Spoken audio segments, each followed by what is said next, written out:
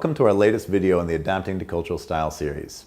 In this particular video, we're going to be looking at two different cultural orientations, one towards accepting risk and one towards seeking certainty. These two orientations can have a big impact on how we make decisions, start projects, and manage change.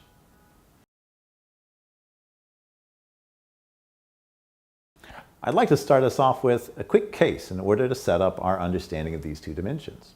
Recently, I was invited to watch a senior management team of Europeans and Asians speaking together about how to work more effectively together. This particular group came from a European sports clothing company.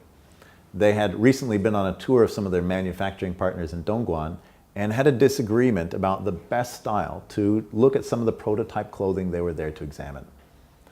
One of the European colleagues coming from Germany had pointed out that when they went to look at one of the prototype jackets, a new garment that they were going to be producing, the Germans had spent relatively little time looking at the jacket before sitting down and making notes and making suggestions on the direction they were supposed to go, while their Chinese colleagues had spent more time in discussion and observing the jacket before sitting down and making suggestions.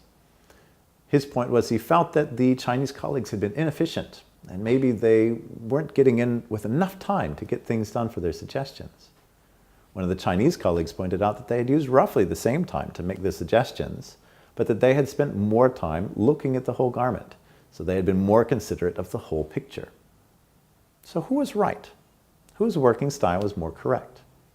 In this case, they both were. The European colleagues were expressing a tendency towards risk acceptance.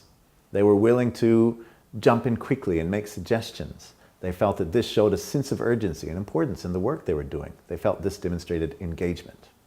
Whereas the Chinese colleagues were expressing a sense of certainty orientation, wanting to make sure they had done their due diligence and collected all of the facts, seen the whole picture before making suggestions. This was their view on showing engagement at the workplace. So both sides have a lot of validity. If we've listened to that, we might think that we would want people like this of both sides on our own teams. So what are some ways we can balance this in a cross-cultural way? The first suggestion I have is understand how your team members view accountability and engagement. Your more risk-oriented colleagues will look at that sense of urgency and jumping in as a sign of engagement, whereas your certainty-oriented colleagues are going to be looking for whether or not there's been a complete picture and complete consideration of the facts, a sense of mastery before action has been taken. Consider your team members' sense of readiness to take action and speak out. Your risk-oriented colleagues will be more willing to speak out quickly and more willing to start an action without having done as much research, feeling that they can get a feel as they go. Whereas your certainty-based colleagues will want to spend that little bit of extra time doing the research before speaking out and before starting to make sure they're on the right path. And then finally, if you're managing people in a leadership role, consider how much information you need to give.